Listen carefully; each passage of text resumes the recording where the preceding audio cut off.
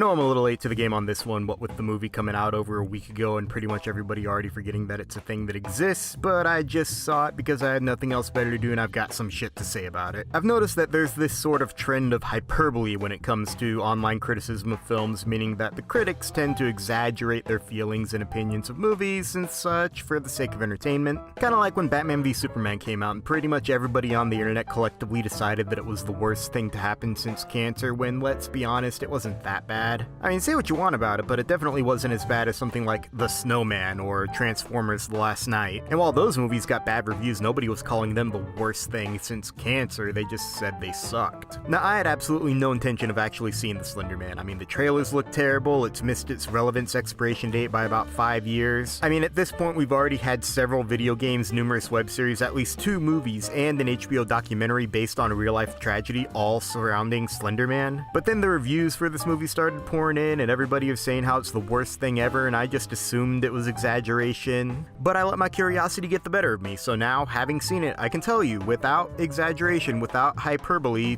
they were right.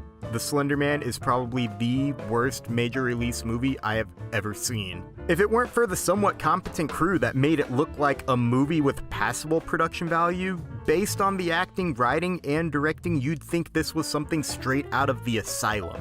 So what's it actually about? Well, you got this group of girls that during a sleepover decide to watch this supposedly haunted video that summons the Slender Man. A few days later, one of them goes missing and the rest of them are haunted with visions of the Slender Man, and they start going crazy, and then the Slender Man starts picking them off one by one. Now, I'm not all up on the Slender Man mythology and lore or whatever you want to call it, but I'm pretty sure he doesn't follow the Ring logic. But anyway, after they're cursed, the main character Haley, or Hallie, I honestly can't remember, tries to find her missing friend while simultaneously trying to figure out how to stop the Slender Man. And that's pretty much it. The movie just kind of meanders from scene to scene for an hour and a half, looking for reasons to jump scare you because there's really not much else to the movie. Which goes to the writing. This is some of the worst writing I've ever seen in a major release movie. Like, you know how sometimes you watch a movie and it's painfully obvious that the screenwriter's a big fan of Quentin Tarantino, but none of the pointless banter lands because nobody can write Tarantino dialogue like Tarantino? Well, the opening scene of this movie introduces us to all of the main characters as they walk through the halls of their high school, and their dialogue makes them sound like discount high school characters from a West Wing spinoff as written by somebody who has no idea how actual teens talk. It's like they were going for this Aaron Sorkin-esque ping-pong dialogue, and it's so cringe-worthingly bad, it's embarrassing. I actually felt bad for the actresses because all I could imagine is how hard they must have been trying to make it sound even remotely believable. And what's weird about that is that style of dialogue only exists in the opening scene and then it's completely abandoned, which makes just how bad it was stand out even more. Segue, the acting's bad. It's so bad. Which really disappointed me, not to say I wasn't expecting to be disappointed by bad acting in a movie like this, but I recognize pretty much all but one of the main actresses from other movies and TV shows, and I've always thought that they've done pretty good jobs in the past. But an actor is really only as good as the script or director lets them be, which means that pretty much everybody was just terrible in this. But I can't really blame them. I mean, all they had to work with was cheesy, unconvincing dialogue and reacting to shitty-looking CG jump scares. Segue, the CG in this movie is some of the worst I have ever seen. There's one scene about halfway through the movie where the main character is making out with some guy, and then she opens her eyes and she hallucinates this jump scare where he's got this spooky, cliched, jittery head, and the CG was so terrible, I, along with other people in the audience, laughed out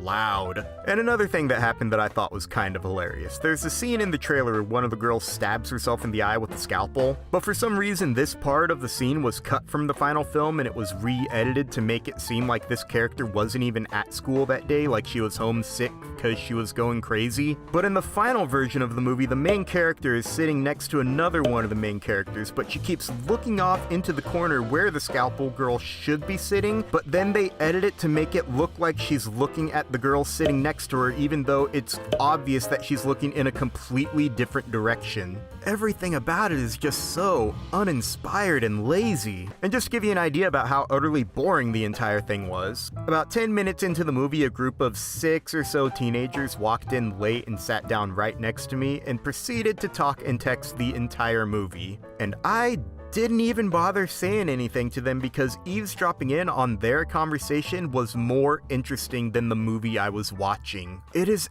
absolutely mind-boggling that a movie like this gets a major release. I couldn't even recommend it on like an ironic level, like a so bad it's good level. There is just no enjoyment to be had. But did they get anything right? No, they didn't. I can honestly say that this is the first movie in a long time that I've seen that has absolutely no redeeming value. The internet was right, and I didn't listen to them because I'm an idiot. So please don't watch this movie, not even ironically, just don't watch it. Closer this movie gets to making a profit means the closer we get to getting a shitty sequel. Please don't encourage them. 1 out of 10.